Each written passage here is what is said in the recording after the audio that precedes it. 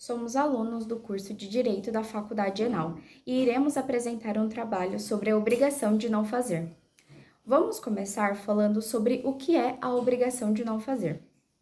É uma das formas da obrigação do direito civil, utilizada com frequência para proteger o direito de terceiros. São decisões judiciais e jurisprudências que envolvem casos em que uma parte é obrigada, por meio de uma ordem judicial, a se abster de realizar uma determinada ação.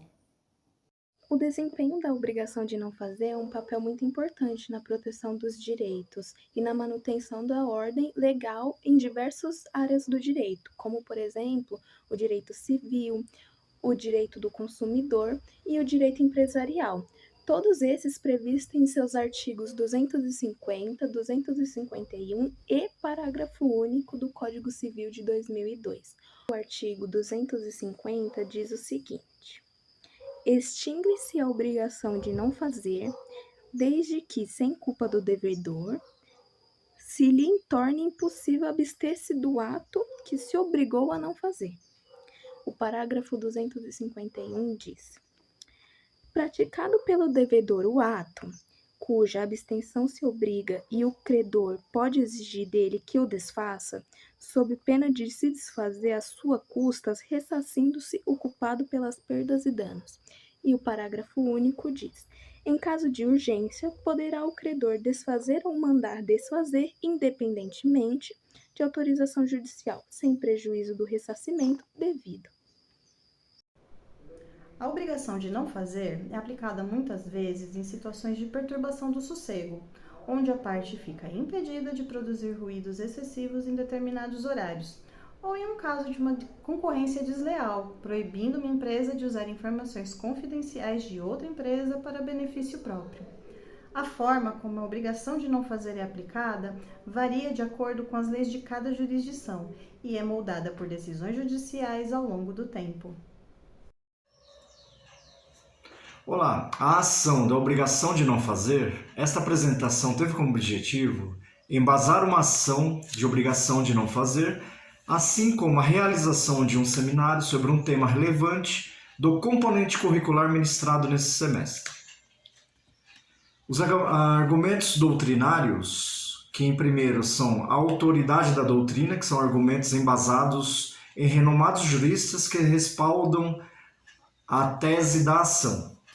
Em segundo, ampla aceitação. São teorias jurídicas amplamente reconhecidas e aceitas no meio acadêmico e profissional. Em terceira, relevância para a sociedade. Essa conexão entre os argumentos doutrinários e sua importância para o bem-estar social. Os argumentos jurisprudenciais, onde a jurisprudência sólida são as decisões judiciais consistentes que fundamentam a tese da ação da obrigação de não fazer. Aí depois temos os precedentes relevantes, que temos exemplos emblemáticos nas jurisprudências que apoiam o pleito da ação. E os mais altos tribunais são as decisões superiores que respaldam a necessidade de uma ação de não fazer. A elaboração da peça, em primeiro nós fizemos a análise do caso, que é o detalhamento dos fatos para a construção de um pedido de ação da obrigação de não fazer sólido. Em segundo, a fundamentação jurídica, exposição clara dos fundamentos legais que sustentam a solicitação da ação. Em terceiro, a estruturação da peça, organização precisa e coerente dos argumentos em uma linguagem juridicamente adequada. O tema do componente curricular, temos a relevância acadêmica, que é a apresentação do tema no semestre, e sua importância para o curso dos formandos e graduandos. A participação ativa, envolvimento dos estudantes no processo e na pesquisa do desenvolvimento do conteúdo desse seminário, e a contribuição para a sociedade, que é a divulgação do conhecimento adquirido e a relevância do tema para a sociedade em geral. A apresentação do tema, nós temos em primeiro o público variado, que é a apresentação direcionada à comunidade acadêmica e à sociedade em geral. Em segundo, didática e clareza, que é a exposição de conteúdos de forma acessível e compreensível para todos os públicos presentes. E a interação e participação, que é o estímulo à participação do público durante a apresentação, favorecendo a troca de ideias.